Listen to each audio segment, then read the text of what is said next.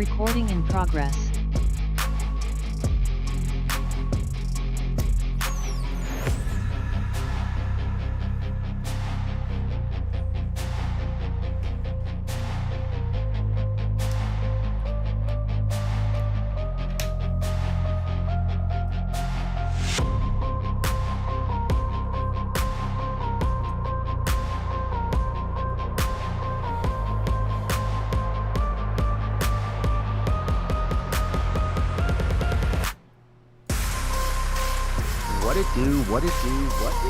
It is your boy, and Root Schultz, aka Mr. Goody Two Shoes. And who am I with, as always? Joseph Huggie, aka Old Man Huggie. How should I get off the pod? Let's party like it's episode 89. Motherfuckers. How are you, sir? I'm fantastic. How are you? I'm good, man. It's been a crazy few days, but I'm good. Yeah. It's been crazy, but I'm good. You know, same old crazy. shit. It's crazy. It's just, I've been out there. It's fucking wild. You go out there, it's pandemonium. It's chaotic. It's a mess.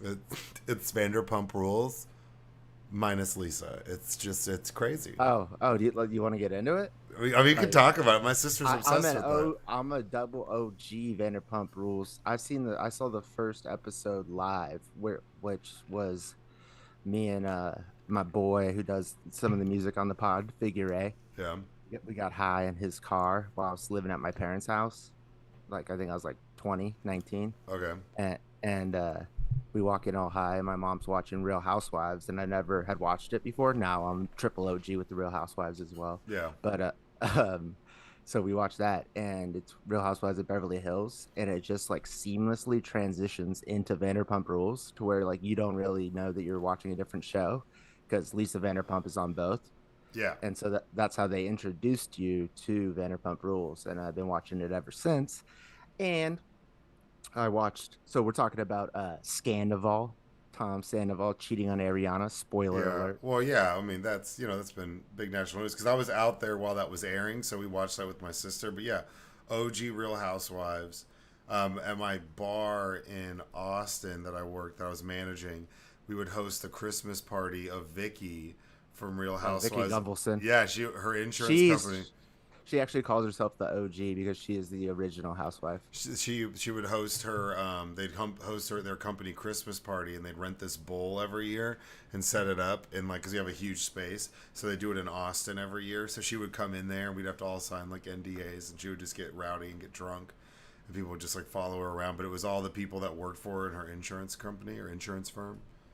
Well, are you watching it? Like, are you up to date on what's going on? On Real Housewives or Vanderpump? No, on Vanderpump. Oh, I'm up to speed on Vanderpump because Lisa Vanderpump's always hot. Like I always like Lisa's hot. Lisa's like just hot. It is what it is. Like what? I feel like Shiv from Succession and Lisa Vanderpump. I think like the brothers approve of those two. I post like Shiv memes all the time. Yeah. Shiv's awesome. She's Australian. She's Australian. Well, she's actually pregnant in real life, so like everybody's like, oh, she's got that thickness, and it's like, well, she's pregnant, homie. Well, no, but back in I mean, she's like pregnant. It's like, yeah, Shiv was always like a very attractive character. It's you're just like all about it. I'm super Irish. It's right up my alley. Yeah, and she's Australian, so you're like, right. What? And everybody's Australian. If it's a good actor, though, I assume they're like Australian at this point. Well, no, because Tom is British. So I know that. Yeah. Well, yeah, but isn't that's pretty crazy? He's British, she's Australian, and like they seem like the quintessential Americans. However, if you think about it, it's about like roughly based on the Murdochs. Yeah. And he's Australian. So there you go. Yeah, I mean, roughly that's a. Well, so his daughter, his daughter probably has like some sort of Australian traits to her accent. Yeah, I don't know where she grew up. I remember the first time I heard that, like Rupert Murdoch was Australian. I was like, what? I know. It's this guy who's like running this conservative propaganda machine in America. Is this Australian? They actually made him become an American citizen before he was allowed to buy Fox Corp. because they're like, because we have rules, like, you know, you like we can't just have like foreign, like the Saudis can't come up in here and like buy ABC, you know. Yeah. Though they'll try just indirectly. Well, right, yeah, exactly. But yeah, so but we don't have any of that shit for social media, so Yeah, for no, of course not. so the Saudis are all up invested in, like, you know, Also, TikTok and yeah. Oh, I'm sure. yeah, they are. Um, But no, I'm but up to no, date on back to Vanderpump. Yeah, okay. Sanderval. So Vanderpump and Succession, yeah, we're like, you know, crossing paths there. But Vanderpump. So I also watched the interview on the Howie Mandel podcast, and Howie Mandel, sign your boys. I've been talking to this guy who's talking, or who's about to get signed by Howie Mandel's podcast, one podcast, and we're gonna do a home and home. He's gonna get on our podcast. We'll do his, and then boom, it's done. All right, let's And go. so Sandoval does it on Howie Mandel's podcast. I just watched Ariana's on Call Her Daddy. Yeah. Yeah, so I got the lowdown like from both of them as well.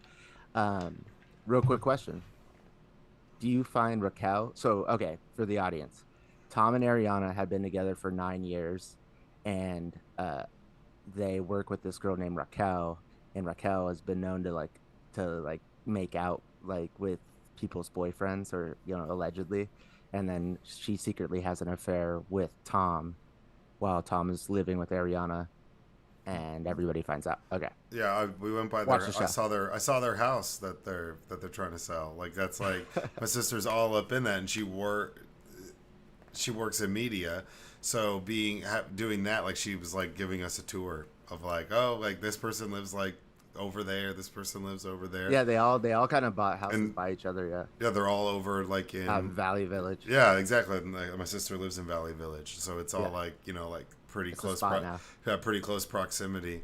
Um, Do you think Raquel is hotter than Ariana, or hot at all? I, Hot take. I 'Cause I mean, don't get it. I don't get it. I mean, I don't think I wouldn't say like necessarily hotter. I mean, she's that, but like he's 40. He's like 40. He's got some Yeah, weird yeah, mustache. He's trying yeah. to like hook up with some like girl who's like Oh, he's the 25. worst. I've been yelling at like the TV, like Sandoval's the worst. Like he's the worst guy, and then Katie's the worst girl. I just can't stand them both. But go ahead. Yeah, and I mean, and we also, I mean, not that it's that big of a deal, but I mean, Ariana was the side piece to Sandoval earlier when he was with Kristen. So he was cheating on Kristen with her, With and then Ariana, with Ariana, and now he's cheated on Ariana with and somebody he had else. cheated on her before too. Yeah, he admitted to cheating on Yeah, her. Yeah, like there was more this than big once. scandal when they first started dating, the Miami girl, and she actually showed up on camera, flew out to LA, and Yeah, I he like remember watching that one yeah, like real he dissed time. her, and he was like, "I didn't sleep with you," but he actually did, and but Ariana knew about that. Apparently, he also cheated on her another time, and they weren't having sex.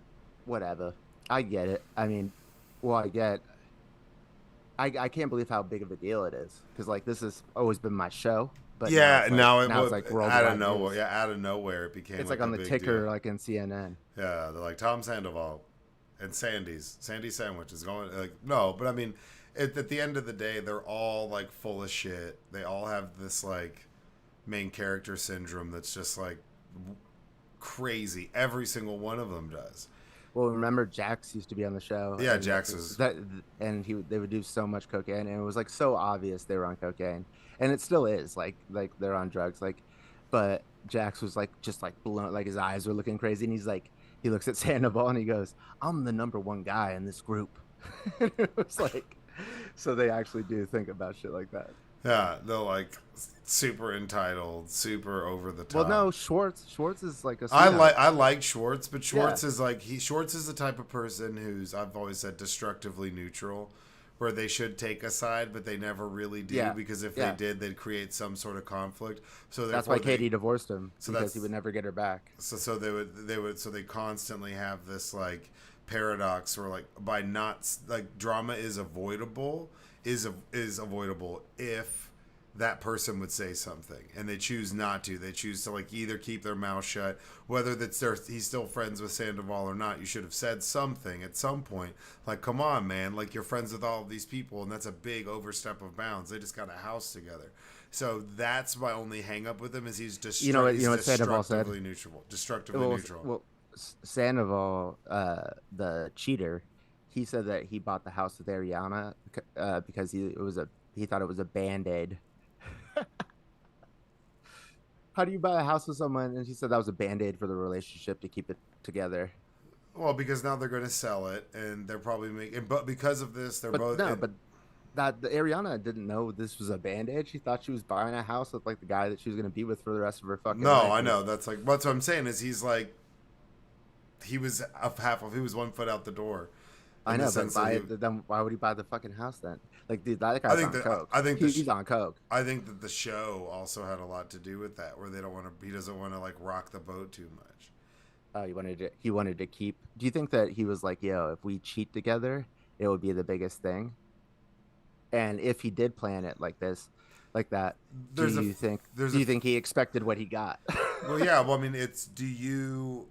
I mean, because I like to think in all reality TV shows, there's always like a fake. There's always like a I'm not part saying of it's scripted. No, I'm not saying it's fake either. But I'm saying is if they planned on it, purpose. if On they purpose. planned it on purpose, if it's a reality TV show, kind of like something like Vanderpump Rules or Real Housewives, like whenever she's.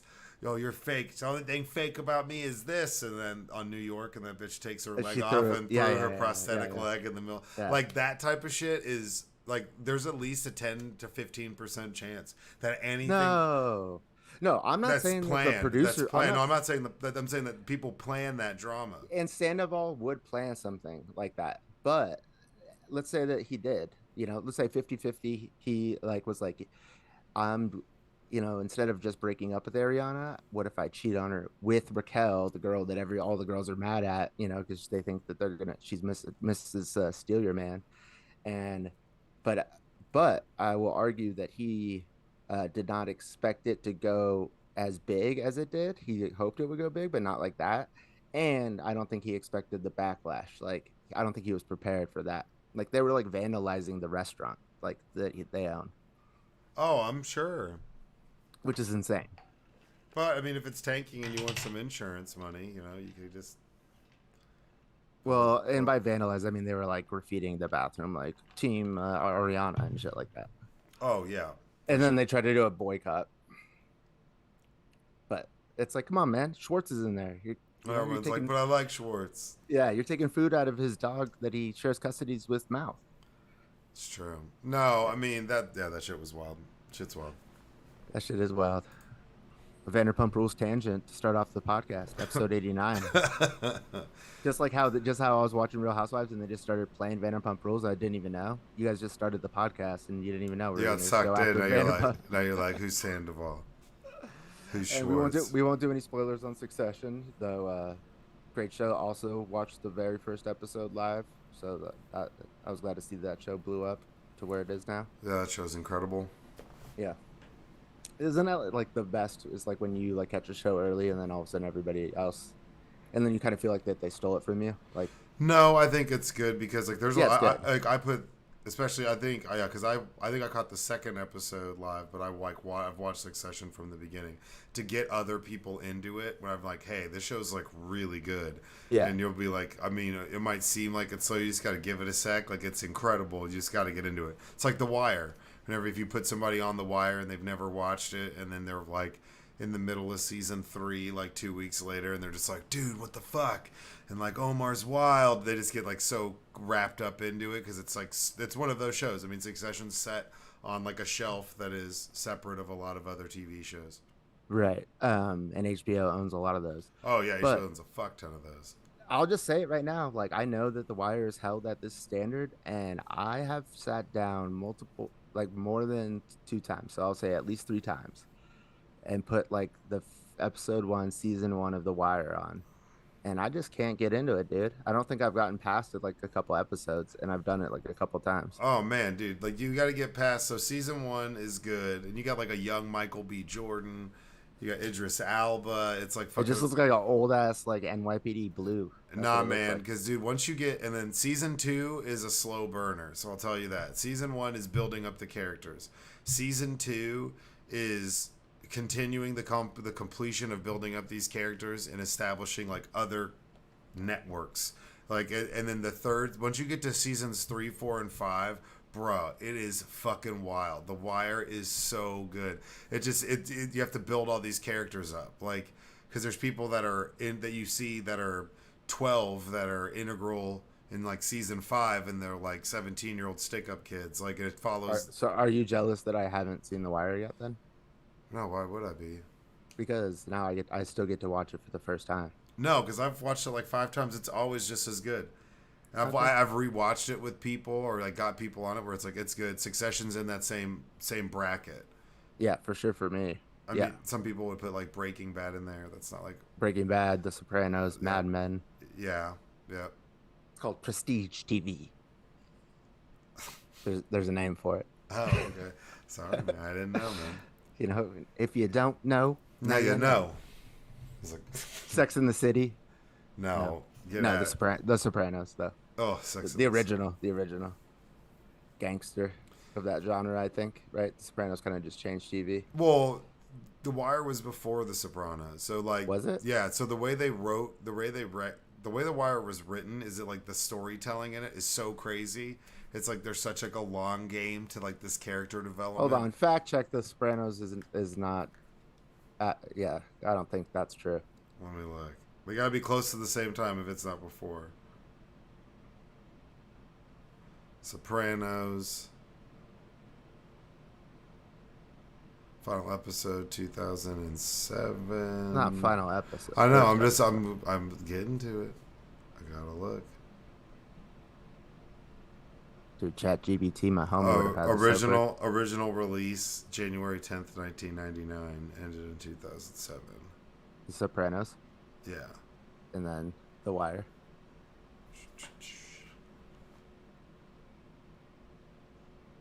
Ah, 2002 to 2008. Not Damn. even close. Damn. What a.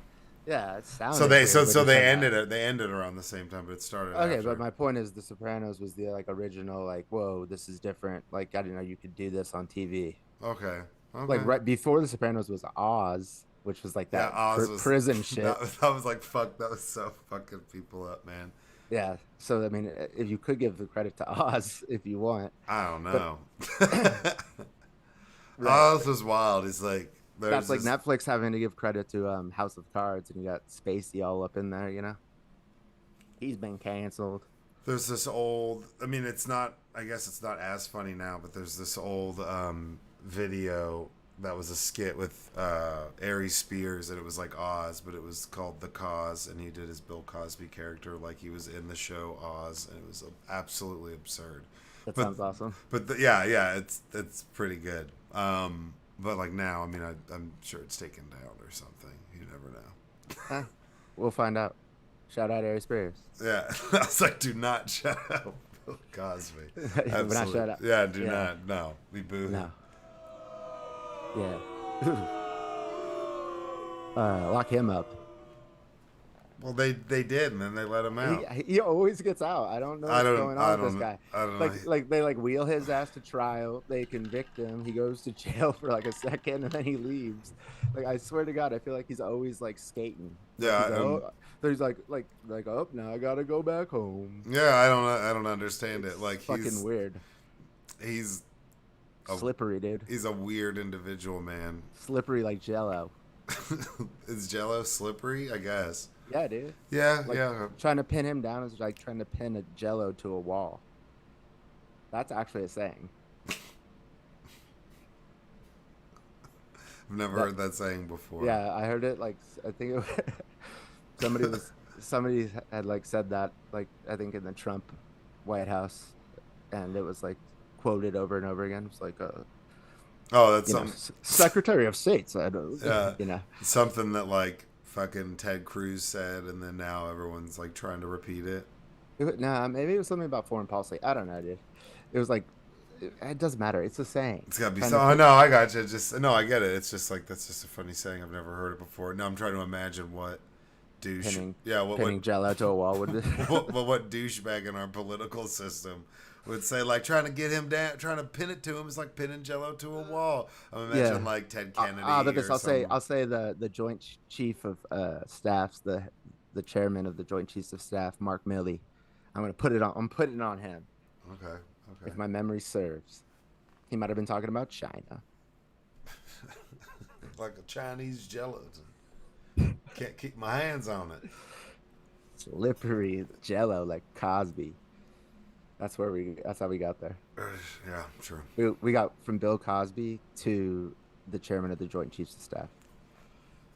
Speaking of which, like right before we get into therapy questions, I've had a lot of downtime recently. So I listen to like hours a day of like wonky policy, foreign affairs podcasts, but like specifically like Ukraine ones. And like so I'm like getting like hour to hour updates on what's going on like in Ukraine and like the details like down to like the when we say like we're giving them these weapons, like they're breaking down like the millimeters and comparing them to like these other weapons, and like it is wild. Like I am like in a deep like hole like of Ukraine coverage right now.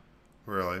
Is it Yeah, like, are you going to go down rabbit holes with it, or are you I just already absorb? have. I feel like I like I'm scraping for like I'm scrolling through podcasts to try to find like which ones are like the legit ones, like where the guys are like actually in Ukraine and like because like these dudes are like speaking Ukrainian or like they have like like heavy accents and shit. And then you're listening to it translated?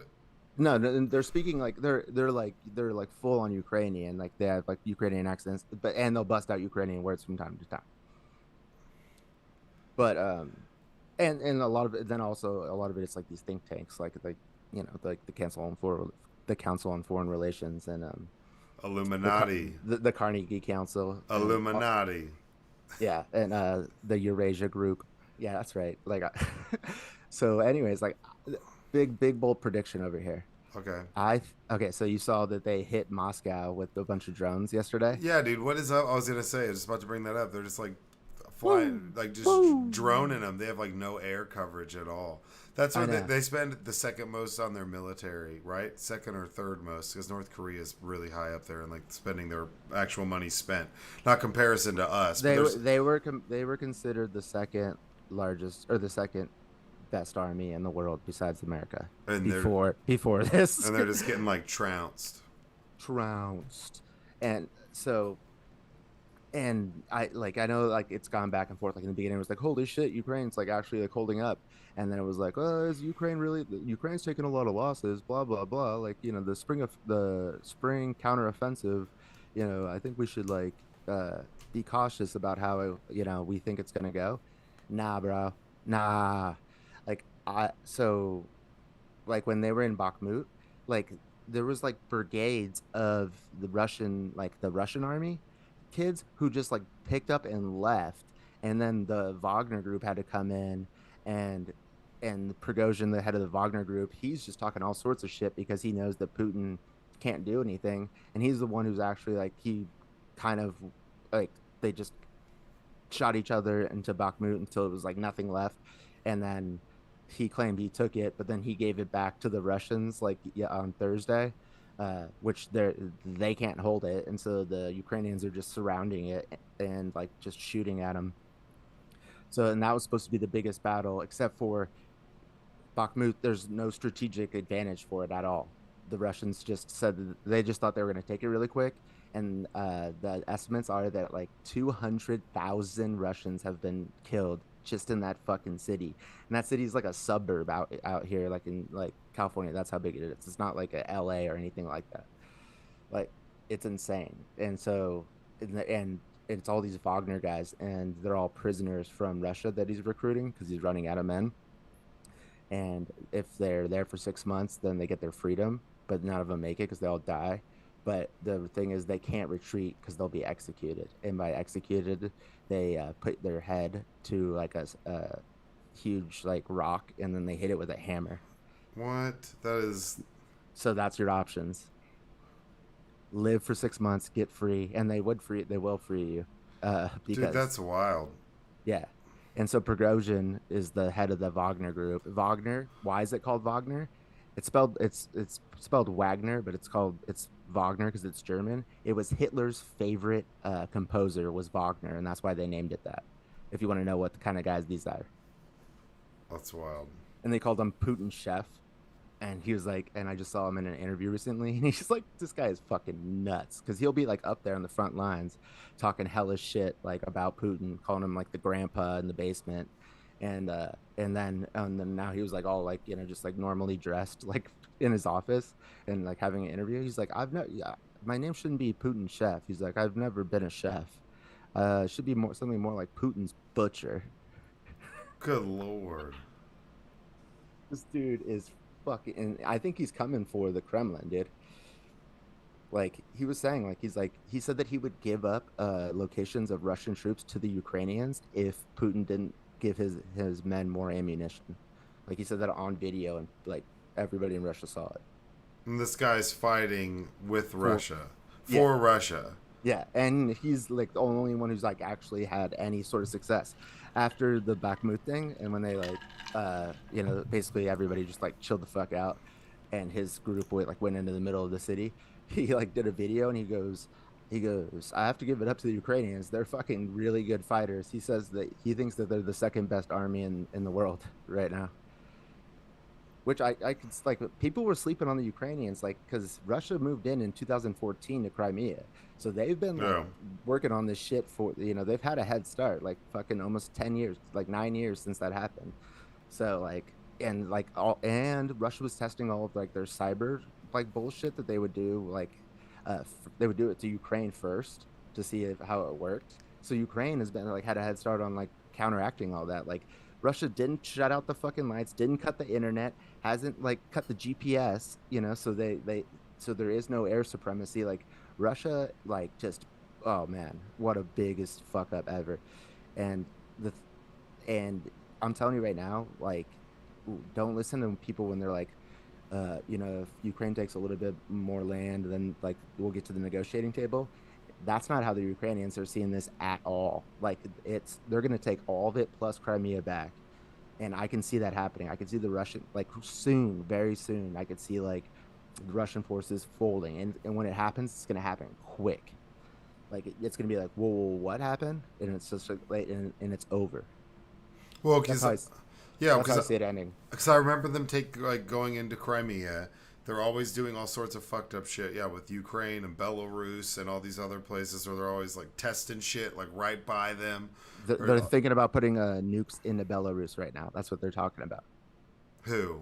Russia. Like dropping nukes on No, Belarus? no, like placing their nukes in Belarus. Yeah, and that's a problem.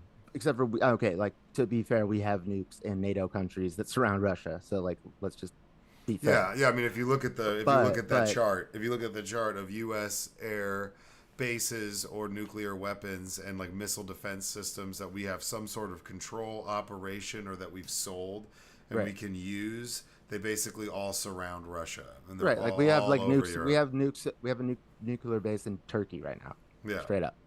So, but uh, Russia, since the Soviet Union collapsed, has not done that.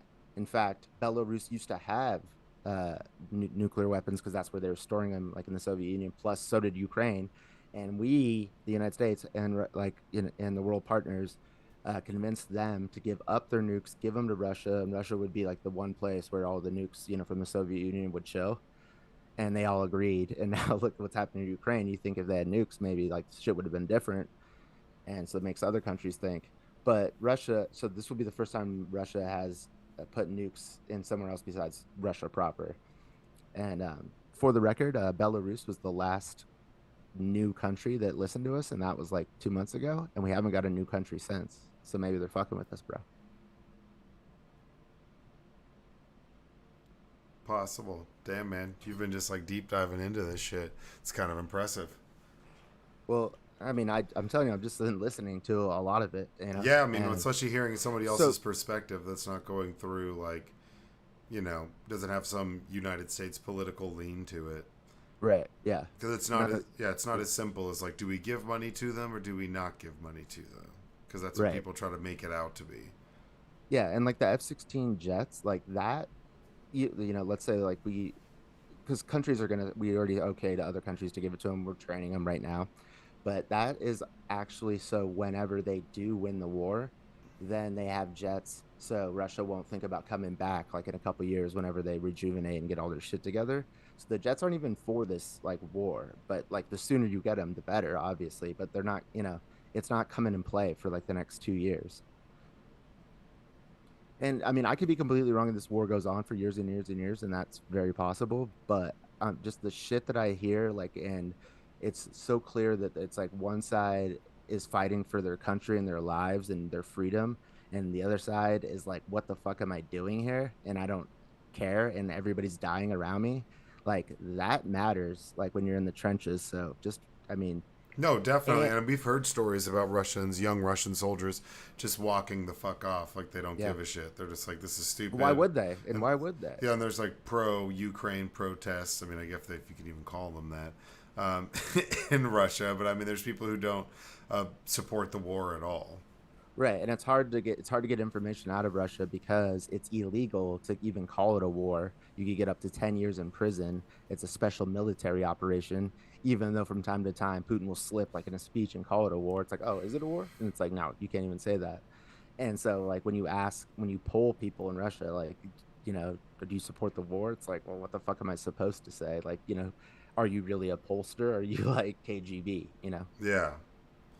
Yeah, so Are it's like, you KGB or are you Spetsnaz? but there's obviously turmoil going on. Like we on the podcast, you and I went over like how many of the oligarchs have been thrown out of windows. It's still happening. Like like they fell downstairs. Like it is like really classic like '80s Soviet Union mobster shit. Yeah, it's fucking wild. So, but like, so people are trying to make plays probably like behind Putin. Like he's the only one who really wanted this war, and it's such a colossal fuck up. Like there's no way you can spin it. No way. Like Tucker Carlson or Putin's bullshit. Like you cannot polish this turd. Like unbelievable fuck up. The only thing that Russia has going for it is that he doesn't care how many people die. So it's like he's got a 500,000 people probably already wounded and dead. What?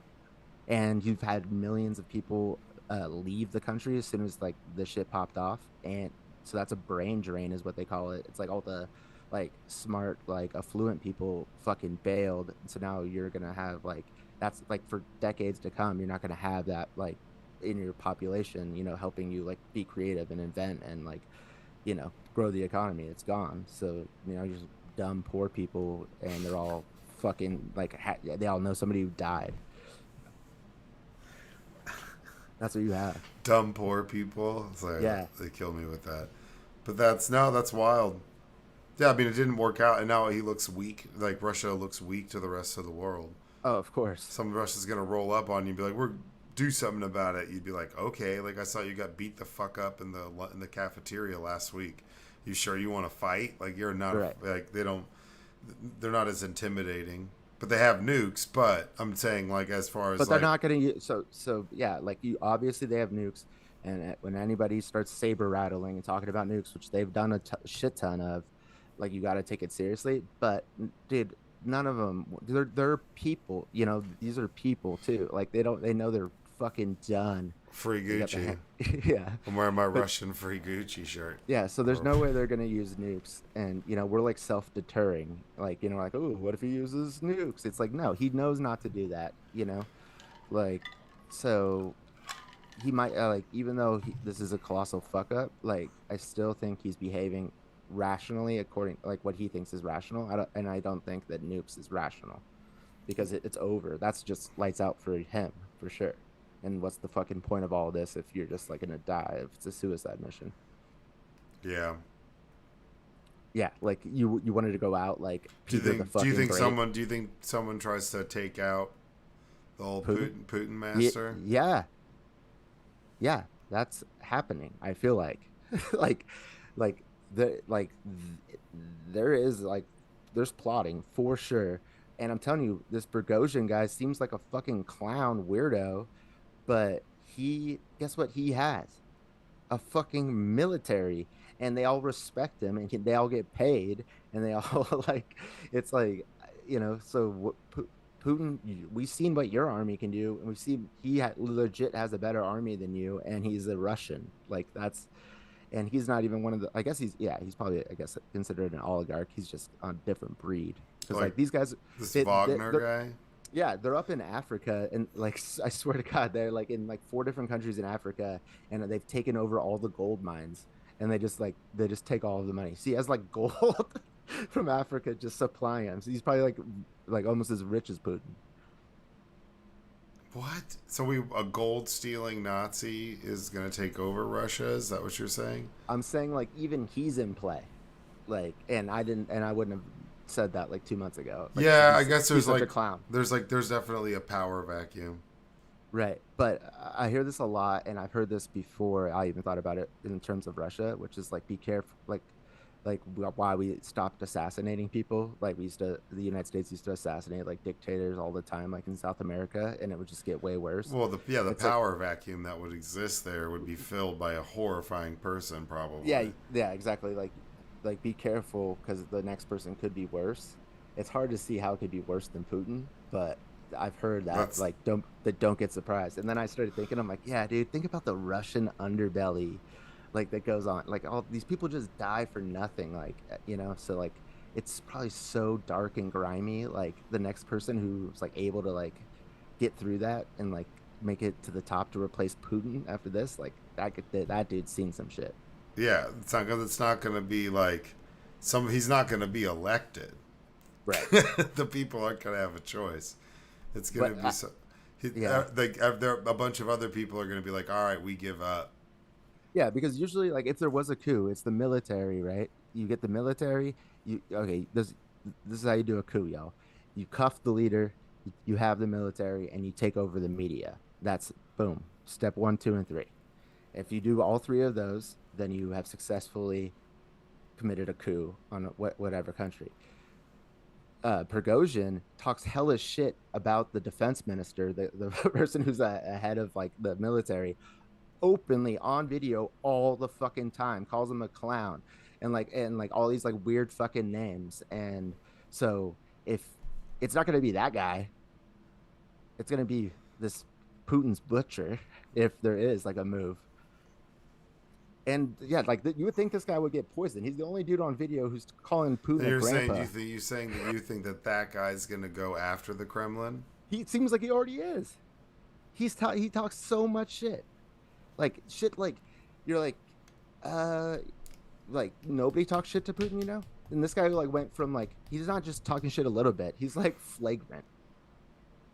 He's way But out of then pocket, but he's like the but best he's they like on got. he's exactly like Putin can't do anything. What's Putin gonna do? He's Damn, like he's like, yeah, dude, I'm out here in Bakhmut, like next to like 100,000 dead bodies. Like, you coming out here, Putin, for me? Like, I don't think so. wild. Oh, we should get into therapy questions. That's wild. All right. Thanks for So the update. We might have to start doing this until this shit ends. You got to give like an update. I know. I was thinking, why haven't I brought it up? Like, since it's like so like Yeah, ingrained, that was just like a wealth of knowledge. All right, y'all. Therapy questions. Therapy question number one: if you had to replace the Statue of Liberty with a pop culture icon, who would you choose and why? Pop culture icon? It could just be Yeah. But no, it could just be any icon. That's just Chat GPT. well, if it was Pop pop, culture, I like pop culture icon. yeah. Well, I mean, I don't know if he's pop culture, but I'd say like MLK. You know what I'm saying? Get a brother up there. Come on, man. Why not? A big, tall ass MLK? That'd be awesome. Yeah, but he already got a statue like next to the Washington Monument. Yeah, but we're talking like a big statue. Come on, dog. Hell back. No, I mean No, I'm not hating on MLK. Like that's a definitely Harriet Tubman. yes, that's a reasonable answer. I'm just wait. I wanted you to come original, like somebody who doesn't have a statue, who should have a statue, Who doesn't have a statue, who should have a statue. and it should replace the Statue of Liberty. Like that's the level I need you to think on. Well, then it'd be, for me, it'd be my favorite historical figure if I had to pick someone. Christmas Attack. No, not Chris Tux. Come on, man. That's the OG. No, James Madison, man. James Maddie. Yeah, He's James the one Maddie, the father of welcoming everybody. He's the one welcoming all the wretched refugees to our teeming shore. He's got the stat line, bro. So that's all I'm saying. He's raking in the stats when it comes to shit that he did. Okay, if you want like did Madison have slaves? I forget. I'm pretty sure he had slaves. Okay, and we're But he's supposed to be he's the considered statue- it's supposed to be the father so of the it's still Constitution. Okay, it's still considered the Statue of Liberty. It's just Lady Liberty's out.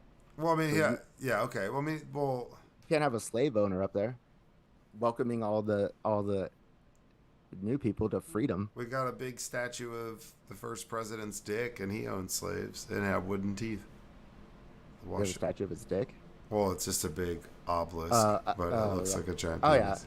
yeah. Oh yeah, yeah. That's on purpose. That's flexing. It's very phallic. Like so, in like dignitaries, like that's how Washington D.C. is designed. It's like they thought about like when foreign people, like leaders, come to this city, they're gonna be like, holy shit, flex it on them. So they put that big ass dick up in there. Yeah, like put the giant dick statue right there, and then put a big ass pond in front of it. Hey, Hey, hey. I want it to be still as fuck all the time. No, And then Donald Trump will have the biggest crowds. Yeah. He'll have the biggest crowd ever. Nobody's everybody, had a crowd like him. millions. Yeah, fucking Trump. Well, I guess before we, yeah, if I had to pick, it'd have to be some sort of historical, or it'd be Malcolm X. That'd be That'd be epic. tight. That'd Just be a tight. big ass Malcolm X statue. That would be tight. epic as fuck. I'd be down with that too. What about like Old Dirty Bastard? ODB. No, because then you just have to have the whole Wu-Tang Clan up there, so it'd just I be know, bigger. I know. It'd be like I was trying to pick one, and I figured like ODB, since he's passed away, like was a solid one. that would be good. Yeah. Kanye West, No, Kim K.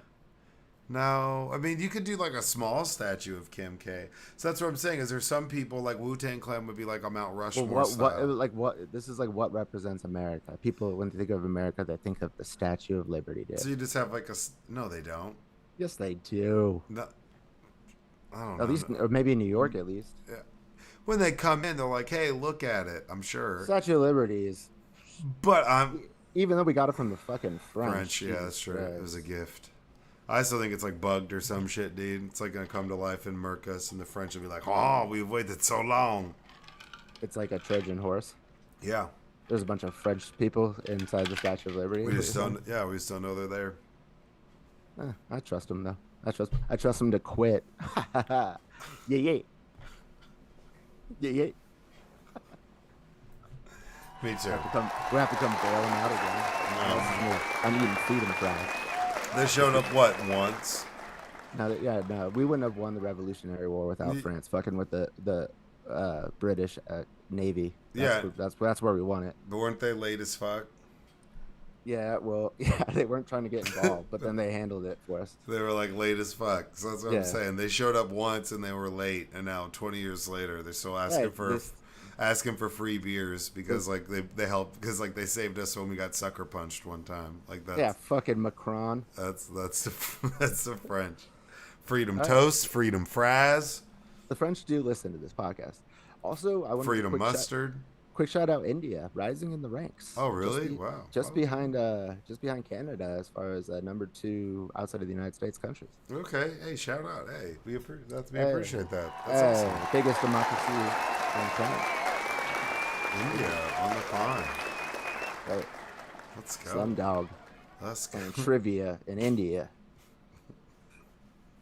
My rap's smooth like cashmere, homie. That's why the cash here. Pussy rappers getting pap smears. Next question.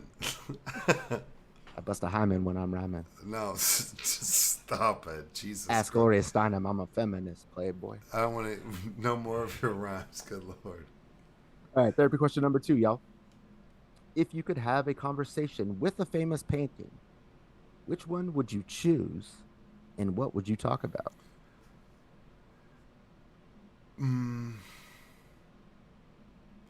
A famous painting.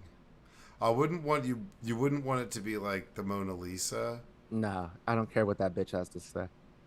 I'm just kidding. but you'd want something that would be really old so you could ask it about all that it's seen, because like some of those paintings are so old and it's been held by different people or owned by somebody previously from when it was painted. It's like, some of those paintings, I see what you're saying. like, so I would want to know like about its like history and how it wound up where it was, right? So if you talk to the Mona Lisa, there's so many people that have gone to go see it from its when it was painted to now that you could tell you the craziest story.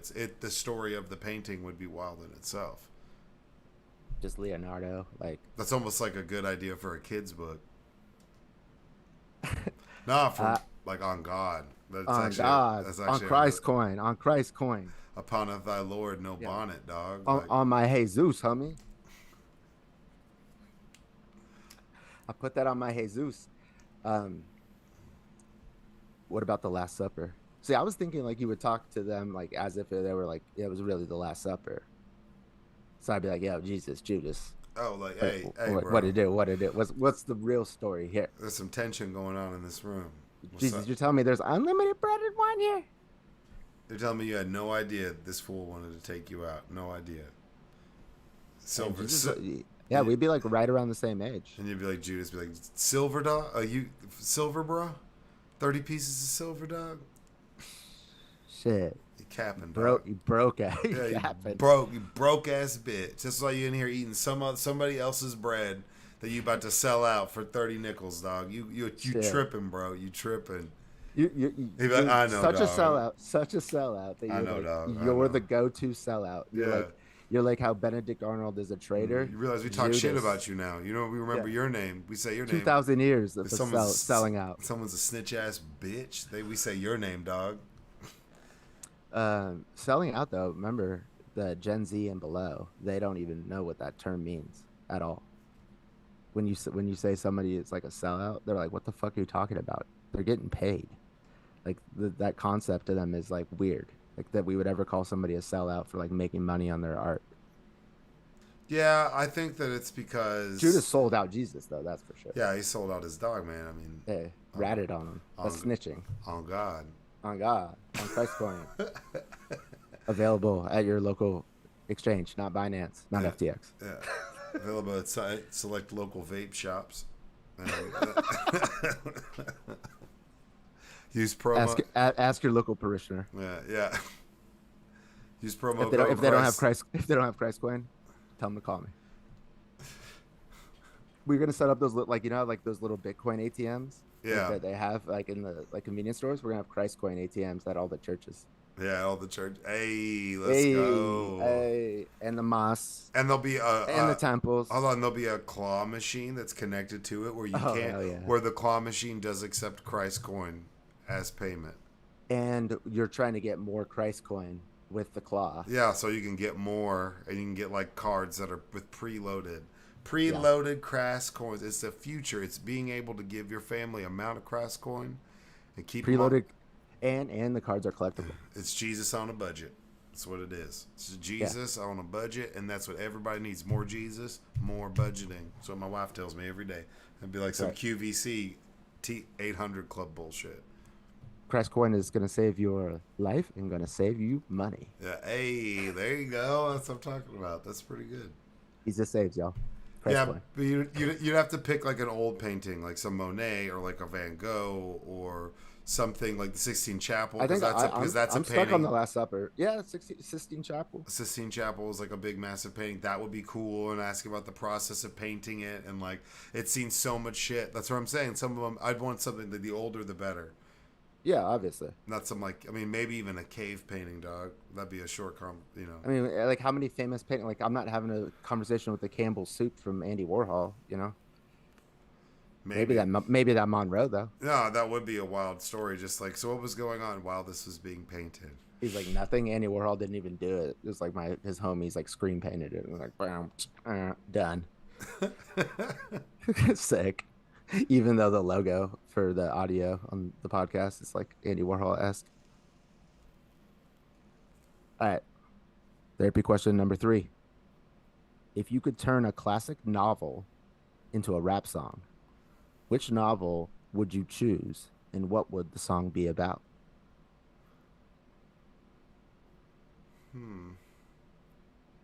I would choose Fahrenheit 451 and it'd be about book burning. Burn the books, burn the books. We gotta burn the books. Everybody. Fire in the booth. Fire in the booth. Everybody knows that the librarians are crooks. Burn the books, burn the books.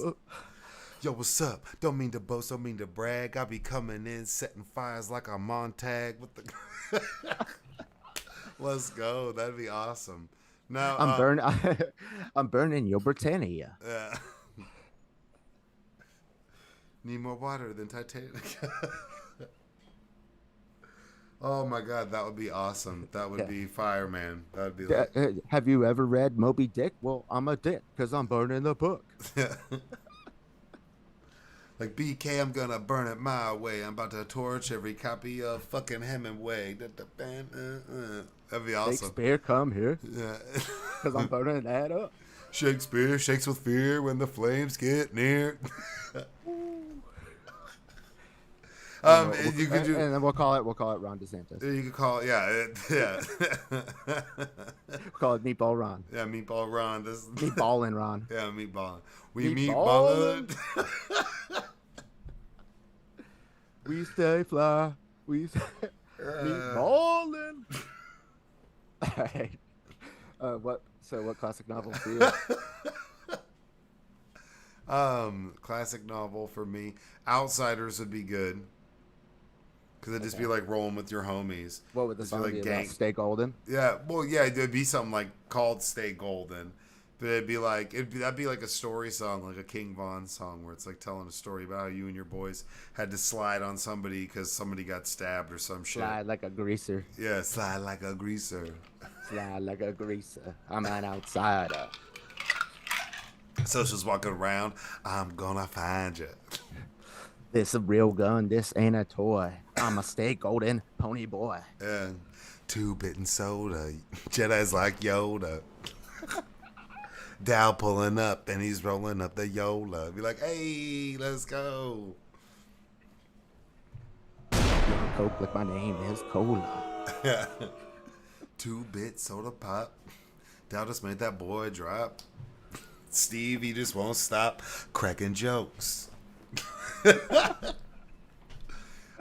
would be good. Because that'd just be gangster as fuck. I mean, I think we have it. Yeah, we have The Outsiders and Fahrenheit 451, or Hatchet. The Hatchet. I was waiting for the Hatchet one. Dude, Hatchet's lit. Shut up, man. Hatchet. I just don't remember it. There's Hatchet, The River, and then there's Brian's Winter. And Brian's Winter takes place during the winter time because the book kind of stops. So it's like stories of just whenever he's in the winter. They're all really good, man. Hatchet's a lit book. Hatchet's lit as fuck.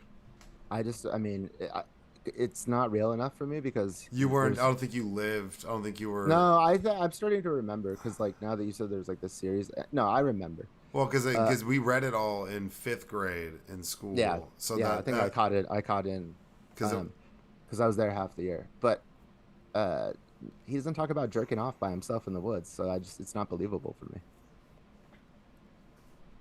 And if he did, Meatball Ron would take that book right off the library. Yeah, absolutely. He'd be like, God damn it. Because he's saving America's kids. Yeah, he's saving them. One unlicensed, unpermitted gun owner at a time. Yeah, dude, he's... Yeah, we'll get into it. All right, we got our books. What's the next one? All right, final therapy question, y'all. If you could create a reality TV show based on a famous historical event, which event would you choose? And this is an option because it doesn't have to have this, but what would be the challenges for the contestants? It doesn't have to be a challenge reality TV. I like the idea of just a reality TV show, but a historical event. What do you think?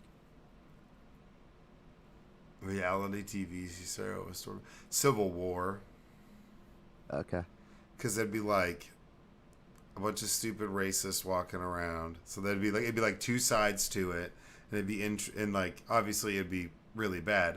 So that'd be like the goriest reality TV show ever. But you'd have like one of the generals, Ulysses S. Grant, would be like wasted, drunk as fuck, stumbling around. Robert E. Lee'd be like pretentious as shit and like like rude to a bunch of hick hillbillies. Like it'd be like that'd be almost. It could be a funny premise if they made it funny. That could be funny. Like think of like Veep, which isn't a reality show, but like that would be Like if you could office the Civil War minus like the slavery and the families killing each other and all like the horrible things that went on with that and like the millions of people dying, that could be a really funny TV show. Yeah, dude. Okay.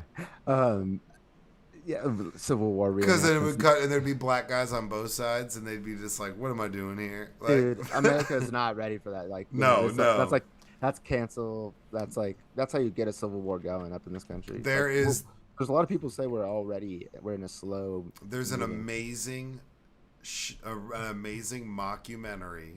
So there's something like this already exists. It says an amazing mockumentary, and it's called "The Confederate States of America," and it's played like you're watching the History Channel, but it's if the Confederate States won the Civil War, and it's like a mockumentary, like parody film. It's absolutely hilarious and like really really good, but it has like a satirical side to it. So when you watch it, it's like you're learning about some of these other beliefs, and then they have commercial bits which are all based around like if there was still slaves in the United States, and they have like products, some of them that are Jesus like Christ. uber inappropriate products that existed in like the 40s and 50s that were like just slur names for like gum and cigarettes and toothpaste, but they make like, so it puts into perspective like how far we've actually come, and even post how far we still had to come post Civil War. But you should look it up. It was on like Hulu, Amazon. You can find the Confederate States of America. And it's like Abraham Lincoln loses. He moves to Canada. He goes to Canada in exile from the United States. But then it's like America like kind of crumbles and has all of these issues because they So have it's all like this fan stupid shit. fiction. Yeah, yeah. Well, not no. I would say it's like it's more like Mel Brooks than anything. So Okay. but it's done like fairly seriously. Like I've watched it a couple of times. It's fantastic. So I just heard this like because and you like so I've been along with that all that like Ukrainian stuff I've been listening to. I also listen to and they do three podcasts a day. It's a BBC Global News. So it's from BBC, but it's just all like shit's going around the world. And in Brazil, this company made a game and it was on Google Play and it was where you buy and sell slaves. And like it was like for real, dude. Like you're selling like black slaves and and then there was like What? how yeah, and there was like options on how to torture them, like different levels of torture, and like you're like trading with other people, and you're like yeah, dude, and you decide whether you want to free them or yeah, like all this fucking nuts. Yeah, I was like getting sick to my stomach listening to this. Like I'm like, Did they and take it? They had to have taken it down. they did, but it was like yeah, like thousands of people were playing this down in Brazil, and like Brazil has like a huge history of slavery too, like with Portugal. Yeah. So yeah, but like oh my god, I was like who the and then they asked the people who made the game like what the fuck, and they were like this wasn't meant to like it was supposed to be just fun. That's what they said. Like it was supposed to be just a game. We didn't mean to like offend anybody. And I was like, what the fuck are you Yeah. What talking are you about? talking about? And like the logo is like some like white dude with a cane with like a sun hat, like it's like very odd, and like there's like a bunch of like black people who are like slaves like in the logo. Unbelievable shit. I was like, god Wow. damn, Wow. yeah. Well, the, what would yeah, you pick? the famous historical event I would turn into a reality TV show. Um, shit, I thought I had one, but what would be a good one?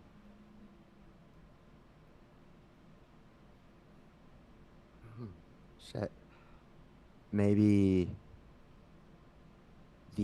well, I guess it's already been done. I was gonna say like the plotting and going to kill Bin Laden, but Okay. like in the White House though, because that like maybe That or more of the White House than Zero Dark 30 had. okay. So like the build up and execution of that whole thing. Yeah, Okay. that'd be cool. That'd be interesting. That'd be like some Homeland shit. Yeah, A lot of like pacing through the halls of the White House and pacing through the halls of. We got to go talk to those dicks at the Pentagon and find out what's going on. right. Hey, well, we're all on the same side. Yeah, they're still dicks. And then it's like cuts. They're Do walking you in. remember when that picture that they took of them in the Situation Room right when they were Yeah, when they were doing showing it, the, yeah. and Hillary Clinton had her hand over her mouth, was like, and like she was all pissed about that because she thought it made her look. It was like right when the helicopter crashed. That's why she was like that. Yeah. But whenever they showed that picture around the world in like Muslim countries, I forget which one specifically, they photoshopped her out. She was the only female there, and they didn't want a female in the room. Oh, Dang. her. It was her, and there was like an assistant that just happened to be in the very back. I think both of them got photoshopped out. Hmm. Fun fact. Didn't know that. All right, y'all. We are now on to our current events. Joseph. First Current, one is yeah. from NPR, KERA. Hell yeah. Why Florida's new immigration law is troubling businesses and workers alike.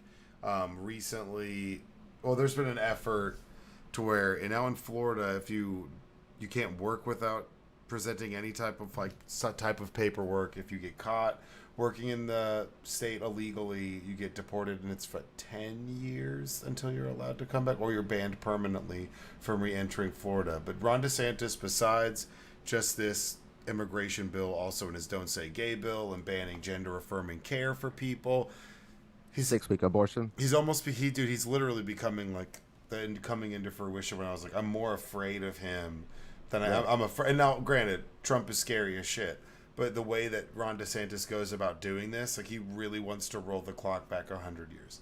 He really believes it. Yeah, but he's to do stuff, including, not to mention Trump talking about getting rid of born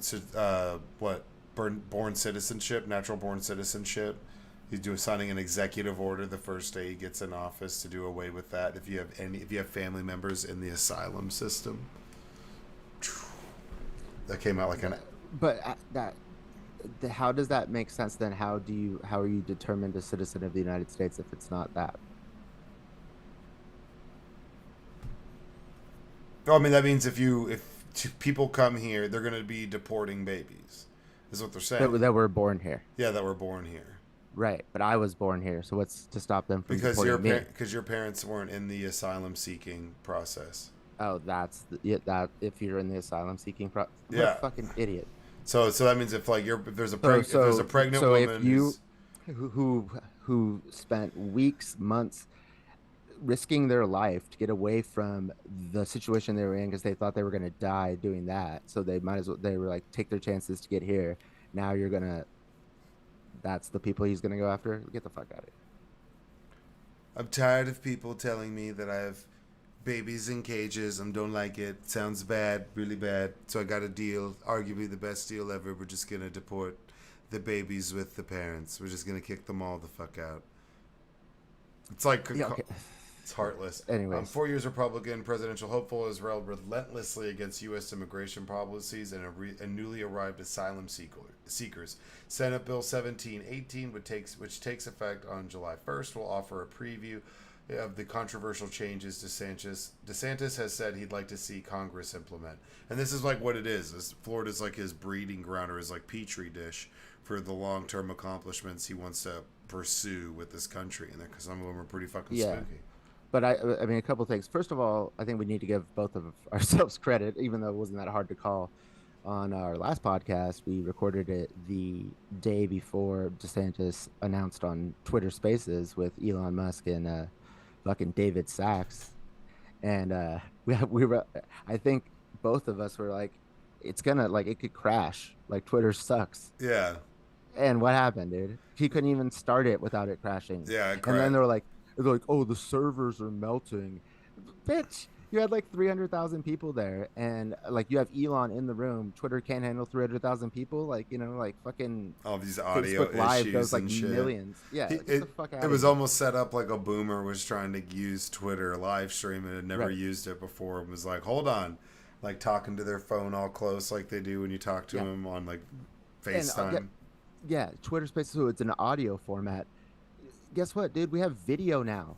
Like especially like since the pandemic, like we all like have video conferencing, like pretty figured the fuck out. Like if he wanted to like reach more people, he should just like set up a Twitch account and just like live stream it himself and make his own page and take Right. some subs. Like he'd be better Instead, he off did like doing a that. he did like a fireside chat because what is DeSantis's best strength? Oh, it's his voice. No, the dude sounds like a fucking weirdo. And so like you put him on Twitter Spaces, and then it's like Elon and David Sachs's fat ass in the room. And I listen to this podcast with David Sachs on it, so I know like too much about him or like how he is. But he's a jerk off, and like and they just want to talk about Twitter, and it's supposed to be like your announcement, like you're running. Like who talked you into this? Like fire everybody. Anyways, Yeah, I mean, and there's a lot of people that are worried about provisions that are in this. Limits social services for undocumented immigrants, allocates millions of more tax dollars to expand DeSantis's migrant relocation program, invalidates driver's license issued to undocumented people by other states, requires hospitals to get Medicaid dollars to ask for a patient's immigration status. Or yeah, hospitals that and hospitals require that if they're going to get Medicaid, they have to ask what their immigration status is. So if somebody comes in and they're undocumented and they have like their appendix rupture, they can't help them. It sounds like, and they're gonna have to call ICE. Like that's fucking wild. But the most worrisome is for businesses and undocumented. is this actually passing? It's already passed. Oh fuck. It goes into implementation is July 1st. Supporters say it will expel an influx of migrant, stave off future arrivals, and provide more job opportunities for citizens. And if you've seen like construction sites and stuff like that in Florida are like empty, there's a lot of people that left and moved out of Florida, And like documented Georgia or documented or undocumented. They've decided to leave the state because and like companies are like not focusing as much. What the law says, the crackdown on businesses hiring undocumented workers, SB 1718, will require private employers with 25 or more employees. They're using the new. They have to scan in. Yeah, making the new use the E-Verify, Yeah. the federal online database that employers use to confirm whether someone is eligible for work in the U.S. Right. Again, this is not popular with Republicans because who owns those like fucking like farms that they need these guys, or the construction jobs? It's these like Republican like donor class, and Republicans try not to fuck with the business, right? So he's fucking with Disney. Now he's fucking with these guys aren't going to be able to. And so what's going to happen is like if they do find people to replace the immigrants who are coming in and taking these jobs, they're going to have to pay them a lot more. Oh, and then food prices are going to go up. That's a big problem. What does it say? The Florida Policy Institute, a nonprofit policy research group, estimates that without undocumented workers, the state's most labor-intensive industries would lose 10% or more of their workforce and the wages they contribute along with them. That could lead to a $12.6 billion drop in Florida's GDP in a single year. Now that's only 1.1%, but which would in turn cut workers' spending power and reduce state and local tax revenue. So you're going after 10% of your workforce in this way. You're going after your largest employer of 100% of your workforce, and they just took like $1 billion campus away. So he's like, oh, $1 billion's not enough. So let's get 12 bill like down on this. Like, oh, what a fiscal genius. Well, and let's say Disney pulls also out those all people of are paying. Those people, or a lot of those people, are paying taxes, and they're not getting any of the benefits from it. Well, and you got to think. So then a lot of these people. The people that are in Disney have already talked about pulling out another $16 billion worth. So that means that they'd be pulling out 17. So 17 plus 1, that's 18, plus another 12. He could lose like $31 to $32 billion in outside investments from private companies, from your largest employer, and something that makes up 10 to 11% of your workforce. So Apple, the company, it's worth $1 trillion. The GDP of Florida, $1 trillion. That's how you compare apples to oranges. But so $1 trillion, $1 trillion is the GDP, right? Yeah. So we took out how much? 16 billion plus a billion plus 12 billion. It's like 31. Yeah, 31. So that's 31% of the total GDP. If anybody if any governor out there had a reduction of GDP by 31%, like normal is like a 2% growth, 3% growth, right? Minus 30%, that's like depression times 50 levels of fucked upness. Like, so you'd be like, it's only 30%. No, that's like you're supposed to be growing as an economy. Like, if you're like down 5%, that's a huge fucking problem. 30%, get the fuck out of here, bro. Come on, DeSantis. Yeah, That's good. I mean, that's good when Florida goes underwater and you guys are just a couple islands, I there's been a guess. wave of images of vacant construction sites, fruit and vegetable fields where harvests remain unpicked and rotting. Yeah. Responsible for enforcing the law. Okay, so let's Any backtrack. That's employers not who 30. fail to Okay, all use right, backtrack. e-verify, no, it's not 30%, it'd be like 3%. 3%, 3%. Who fail to use e-verify will be fined $1,000 a day. For workers, it would be a felony to use a false ID to get a job.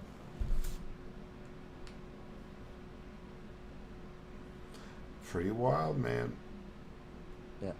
I mean, he's a piece of shit, but this is his whole entire platform when it comes to this is attack, attack, attack, migrants, Jews, not Jew. Well, yeah, kind of, because he lets Nazis run around all the place. Like, it's like, dude, Florida's wild. I don't know how people like live in Florida. Yeah, he said that he would pardon the January Sixers if he became president. Yeah, I think. Because why? What? Why did they keep saying that? Oh, well, Or pardon. Like yeah, that, like that idiot with the eye patch. Really? yeah. It's like, bro, Trump is saying that because he's complicit. like this isn't like one of those things that you have to like, well, Trump's doing it, so I have to do it. Like, no, I think he just has to feel like he's he like has to. uniquely involved. I know, that's what I'm saying. Like, he Yeah. thinks like, because Trump's gonna do it, I'll do it. And it's like, this is not one of those things. This is You like, don't want to Trump's jump. doing it because he's going to jail. Yeah, don't Like, jump. Yeah, you don't want to jump on this wagon, buddy. I'd sit this one out, meatball Ron. right, Sit the like, fuck down. Yeah, he's an idiot. oh my god. All right, well, article number 2. Republican-led Texas House impeaches State Attorney General Ken Paxton. We've talked. Okay, This so makes me so happy because yeah, we let me talked set it up about for a this. second. We Yeah. talked. We've talked so much shit. I fucking hate Ken there's Paxton. there's hold on. There's, just for the audience, so there's the Attorney General of Texas is like this uniquely fucking fucked up dude. And Joseph and I grew up in Texas. Joseph lives in Texas. So randomly on this podcast, we have talked about this like asshole who just happens to be an attorney general of some state, this in this case Texas. And I saw this come across on the news, and I texted it to Joseph, and I was that how you found out? Was No, I knew. I mean, because I mean, like, yeah. I'm on Twitter and I stuff. figured, So yeah, I I saw it figured was you would going know, down. yeah. Yeah, and like, So Ken Paxton is a Republican asshole, and I'll let Joseph take it from here. But the heavy majority Republicans in the Texas Congress all voted to impeach him. the vote was 100 and what 20. No, sorry. The vote was 123 to like 21 or something Right. stupid. And this dude is calling people while they're on the floor to like threaten them. Yeah, threaten them, be like, if you do this, I'll take you the fuck down. Like, we've talked So about they Ken Paxton updated, before because he's yeah, been under federal investigation. So and for I a and while. I, yeah, For and a I, and while. I pick a lot of these articles. So and I've picked them before because he's just like ludicrous. I've said before in this podcast, I almost hate Ken Paxton more than I hate Greg Abbott, just because Ken Paxton like is just so uber fucking blatantly corrupt. We talked about how he advises. Oh, we've talked about how he advises his people to stay away from the bar association. Like, he talks shit about the bar association. He's on the cusp of being disbarred while he got reelected. He was ducking subpoenas because they were trying to have him testify, and he left. He just vanished. The Attorney General of Texas, before he was reelected, disappeared for like 3 months because he was trying to not get served fucking papers. Sorry, it's mind blowing because people are like, I can't believe, there's the evidence is weak. I'm like, what are you talking about? This The is head of law enforcement. the head of law enforcement, and he's hiding. The top cop on the take, as the Democrat said in Texas. So in Texas, it's a historic vote for sure, and he said some wild shit. Yeah, they've never ever impeached an attorney general in Texas, and let alone his own party. Yeah, he's been immediately suspended. Immediately and temporarily suspended because this has got to go to the Senate to get passed. So is it 2/3? Yeah, Yeah, yeah. but So yeah, it's just a simple majority in the House, but they got way more than a simple majority, and then it's 2/3 in the Senate. he put the interests of himself above the laws of the state of Texas, Spiller said. And there's some so basically what happened is Ken Paxton was accused. There was a bunch of misconduct and financial issues that were going on. Ken Paxton used $3.5 million to pay off these people of state funds, tried to make the taxpayers pay for it. Then the Texas House was like, yo, bro, what the fuck? And they opened up an investigation into Ken Paxton because he paid this guy, I think he was like a former something, but he paid 3.5 million to shush this guy up about complaints Of about taxpayer dollars. of taxpayer dollars to shush this guy up, and he's already done like tons of other bullshit. But then the Texas House was basically forced to open up an investigation. So the legislature opens up an investigation into that guy, into him. Then they came back and said there was sufficient evidence enough to impeach him.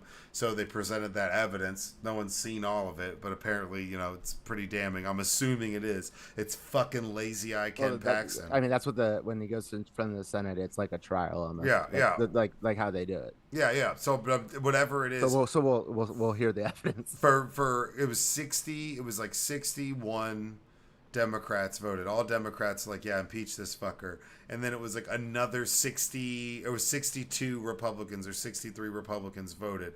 Like more than half of the people that represent the Republican majority in the Texas legislature voted to impeach. Yeah, and on 20 counts, 20 articles of impeachment.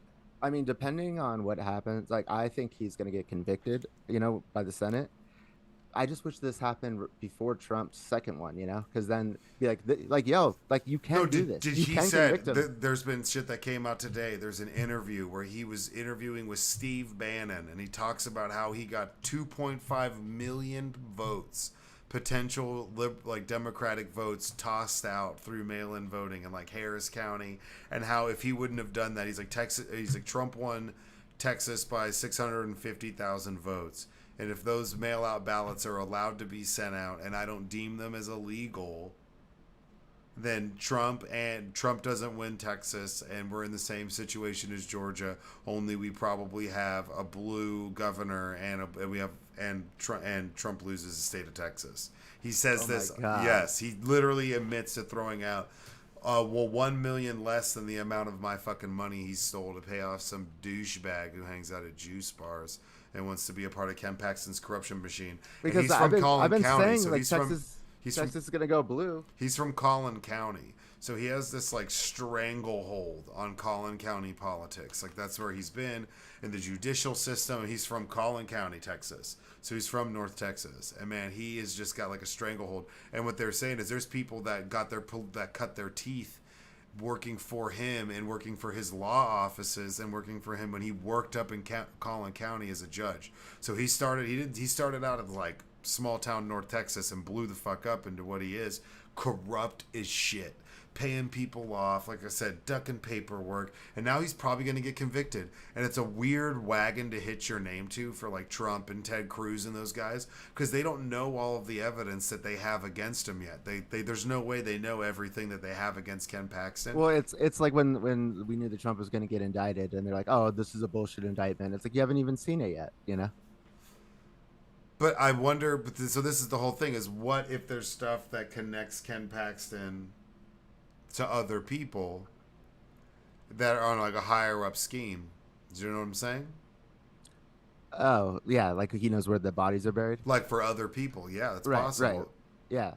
Well, he better hope so. Because that's why he was calling. He was calling these other politicians and saying, like, you're fucked if, like, you do this. And then so they updated the impeachment terms and included intimidating members of Congress on the floor. Like they added that to his like another count to impeach him. Like while he just couldn't help himself as they were impeaching him, he like got more impeachable. Yeah, because he's like that fucked up. He's like fucked up. And what's wild is people fucking reelected him.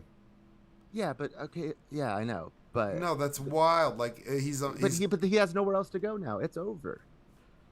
They're not going to do this. Like the House and the Senate Republicans aren't talking. Like they're going to have to. Like I'm sure they're like, if we're going to do this, you guys got to like finish the job here. especially after now he's wilding out about it. Like he's not helping himself. Oh yeah, well that's the same thing along the lines of what Trump has been doing, where he's talked about how if he gets reelected, he's gonna like eradicate the FBI and fire every. He wants to know a list of people who have been investigating him, so he can get rid of all of them and punish them when he retakes office. That's wild. Yeah, see, and but that's what happens when you don't convict in an impeachment, and they could have convicted him and made it to where he could never run for office again, and they had that chance. It sat right there. McConnell said no, and then did a whole fucking speech about how he should be convicted 5 minutes later, like an asshole. So that's why these Texas boys need to convict him and put him out of his Well, fucking misery. it's another power vacuum, man. That's really what For it's attorney become, general, dude. All these fucking old ass boomers. dude, I'm just pissed about No, this. Like man. All the these fucking Texas old vote. boomers in politics just like refuse to fuck off. They keep doing all this goofy shit, threatening people left and right.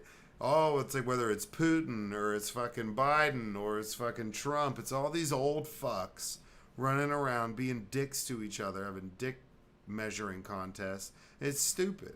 It's obnoxious. Ken Paxton is like embodies every. He's like the worst version of Trump in like corruption. He's like Boss Tweed type shit. He's literally like 5 points, New York. I'm gonna threaten you. Oh, you get chewed up by my political machine bullshit. And that's because old Hot Wheels Abbott is just rolling by, being like, "Oh, He's hey, like, hey, yeah, he's like a Ken." slumlord. He's like a slumlord. He really Like, is. It's fucking yeah, wild, dude. He's like some crime boss shit. yeah.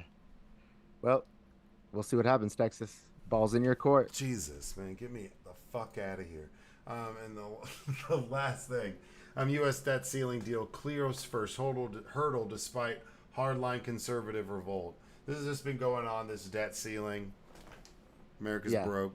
We've been broke. No, that has nothing to do with it. Okay, We're first of broke, all, man. I'm broke. the reason why the debt ceiling was created, let me just set this out here.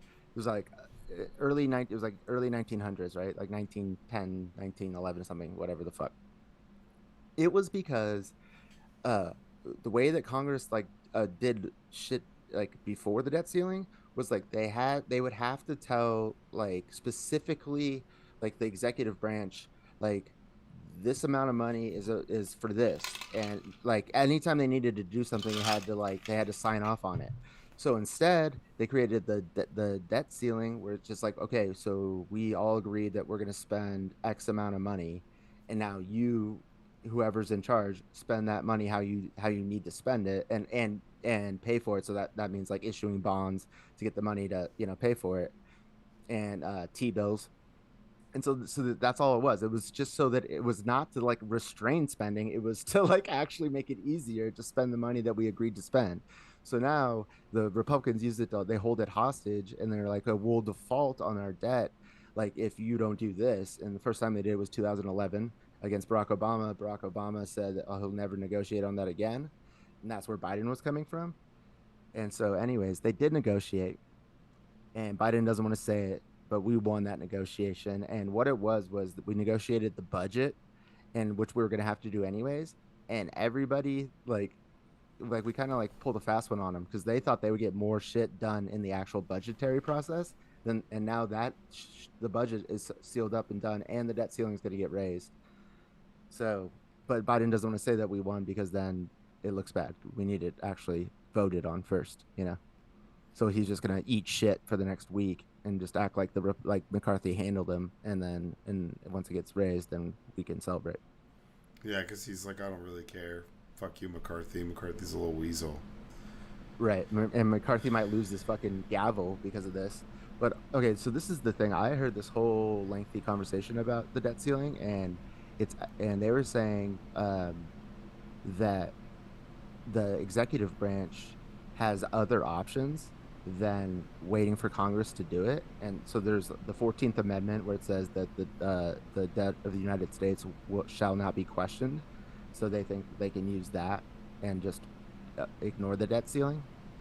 And then also you might have heard of minting $1 trillion coin.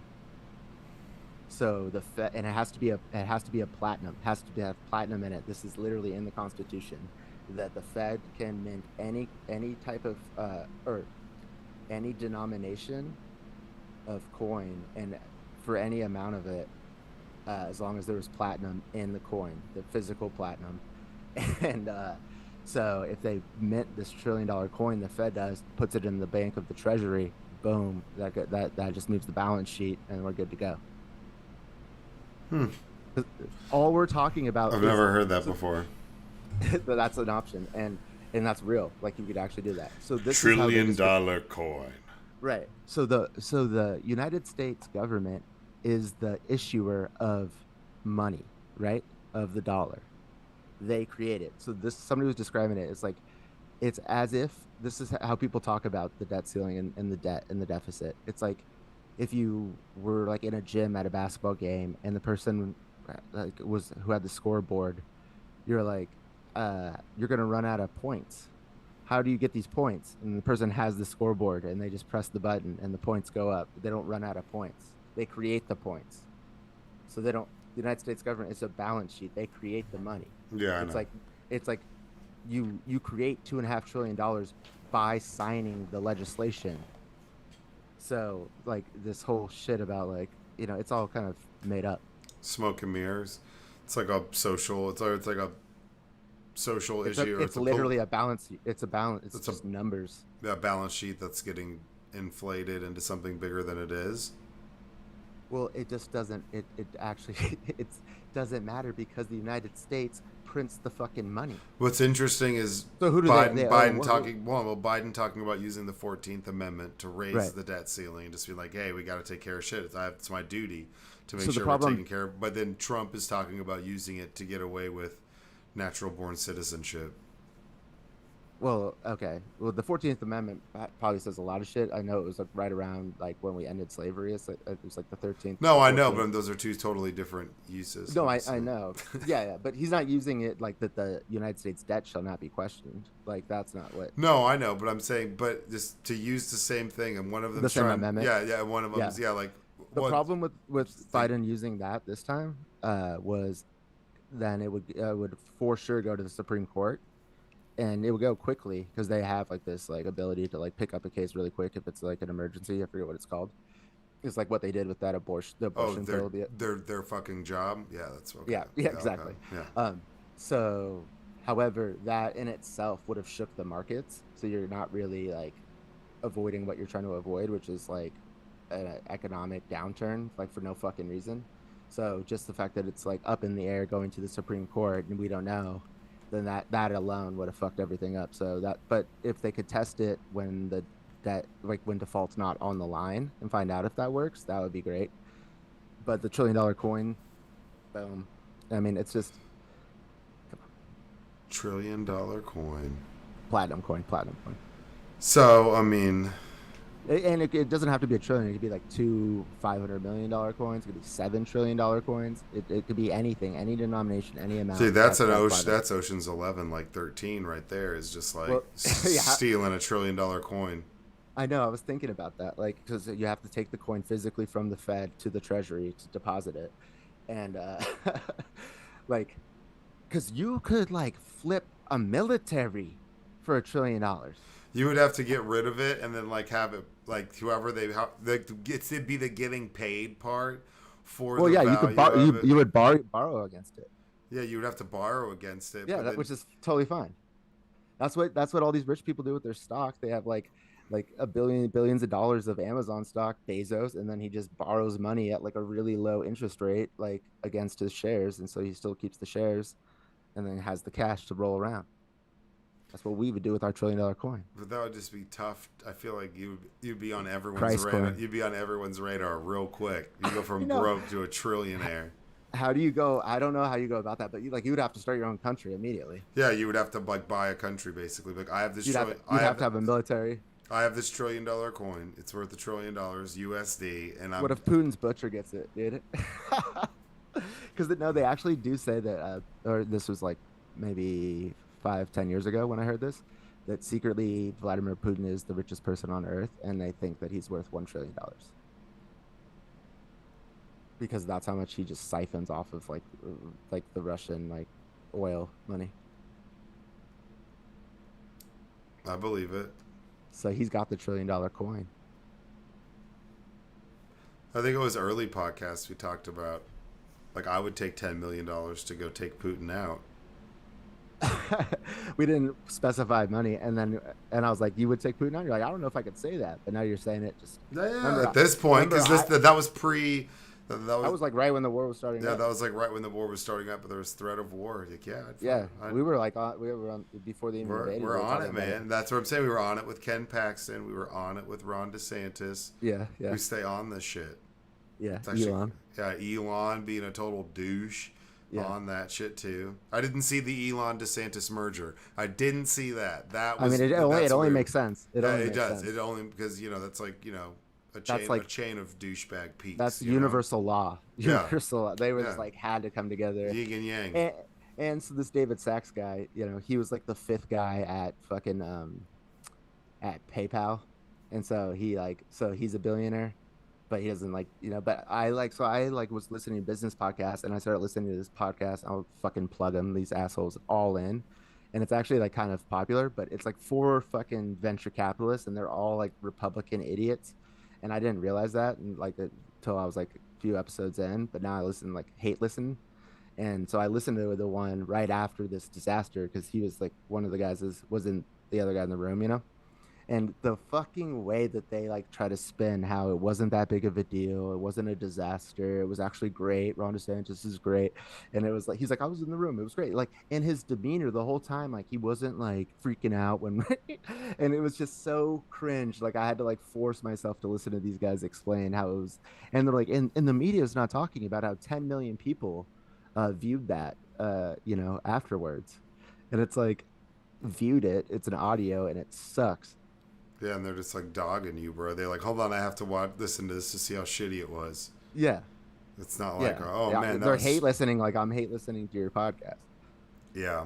Yeah, this is like one of the guys on that podcast is the guy that says that Bitcoin is going to hit like 1 million like soon, like in the next like 6 months. I keep hearing that. He's one of the guys at the fucking podcast. I did not know what I was getting myself into. Like now I was like listening to it for like, because it's like once every Friday, and so man. Anyways, well, that's all I got, man. I mean, I'm glad you seem pretty optimistic about the debt ceiling and our $1 trillion coin. So pretty soon it'll be Christ coin. That's right, because when you deposit Christ in your life, your money goes up. Yeah, because there's always high interest. Or no, not if you're borrowing. Yeah, not if you're borrowing. Because you know what, sharing is caring. Christ coin is about getting you on your feet so you can walk on water, and just like Jesus did. That's incredible. You too can have unlimited loaves of bread. Yeah, and loaves of money. Want to turn Christ coin? Want to turn your life from water to wine? Buy some Christ coin. Are your finances feel like that you've been out in the desert for 40 days and 40 nights? Yeah. Well, guess what? Christ coin is here to bring you back. Part the Red Sea of debt with Christ coin. That's Moses, bro. What? It's all relative. It's all. Well, no, Moses is with our Hebrew coin. Remember? Well, no, it's a crossover coin. It's our matzah money. It's a crossover coin. He's in both books. Moses is a crossover character. Our matzah money, dude. Yeah. Moses is like one of the few crossover characters. He's like Deadpool. He's like in our holocoin. Yeah, holocoin. But he's holocoin. But he's really like a biblical times. Moses was like 900 years old. Oh yeah, supposedly And Noah was flexing 700,000 years or something. They're aliens, man. Yeah. But I'm just saying he's a crossover character. He's one of the few crossover characters. That Moses. Moses is a crossover. He made it out of the Old Testament, is what you're saying? Yeah, out of Old Testament, he's there, he's everywhere. He was the original prophet. Yeah, he's like Deadpool. I mean Abraham. Because he could be in an X-Men movie, he can be in a standalone movie, he can be in any Deadpool could be in any Marvel movie, and it's just appropriate because he's like, hey, what's up? That's just like Moses. He's like, hey guys, what are y'all doing? They're like, oh hey Moses. Oh, I was helping out with some other stories, hanging out with. I command the room like Moses with the tab. I was teaching some people how to catch some gefilte fish, but I'm back here, dude. What's up, Jesus? What's up, bro? Good to see you, man. Like, oh, Moses, what's up, bro? Yeah, Jesus, a radical rabbi. Bro, that's a good movie right there. That's a good movie title, like a Jesus. kung fu Moses movie. No, I was saying Jesus is a rabbi. Well, I guess they both are. Yeah. No, Jesus is really yeah. Be like Moses double, was like double dragon, taking the slaves out of Israel or taking them out of Egypt to Israel. Yeah, like double dragon. He's like the original Harriet Tubman. He is. Always a white guy. No, he's not white. No. There's no way Moses is white. No. Coming out of Africa in Egypt to Israel. Yeah. That's a brother. That's one of the greatest memes ever. It's like a picture of like Jesus with like blonde hair, like dirty blonde hair and blue eyes, and it's like the meme says, "Just there I was, the only white guy in the Middle East," and he's like talking to all these people, and it's like that's so true. Do you think that slowly but surely it will the image and like that's the pop image of Jesus will actually change to reflect more like he probably looked in real life? I mean, maybe. I mean, you go into like black culture, you can go into an old black woman's house and she's got a picture of black Jesus somewhere. Right, but I'm saying like where that is like the norm. No, that'll never happen. You think it's set in stone, that white Jesus? I think that people are just gonna attach themselves White to Jesus with the six pack. Yeah. Oh yeah. White Jesus was this like surfer. Yeah. Beach bum Jesus is like set in stone. Right. That's like he a didn't eat those loaves of bread. He wasn't carbo loading, so he was just tight. He was fit. He was on a pescatarian diet, dude. Lots of fish, bro. Oh hell yeah! Lots of fish, like Mary Magdalene's puss. Jesus Christ. Well, do you have anything else, sir? Allegedly. All right. That's pretty good. Well, y'all just pay attention, and I'm looking forward to some of these debates between Meatball Ron and Donald Trump. But Donald Trump said he's not going to debate him. Won't Won't debate him. Too good. No need. Too good. The microphones can't handle how good my debate is. Did you see how I stalked Hillary Clinton? Yeah. I stalked her so good. Nobody's ever stalked somebody on a debate stage like that. That's creepy. Eric. Oh, and one last thing. Jack Smith doing his work, subpoenaing more stuff. Supposedly, they think they might know who. Jack Smith, special counsel. They might think they know who they have an inside track on who the pipe bomber might be, potentially. The pipe bomber. Do you remember that person that laid pipe bombs outside of the RNC and DNC? Oh yeah. They think they might know who it is. I thought you were talking about the gas pipeline that got blown up. No. The Nord Stream. No, man, that was orcas. Everybody knows that, dude. Chill out. I don't know. I heard some inside info. We gotta talk about that off air, man. All right. No, y'all be good. Stay safe. Enjoy yourselves. Hope you had a good holiday weekend. We will see you next week for number 90, 10 away from 100. But y'all be good. Have a good night. Go fuck yourselves. All right.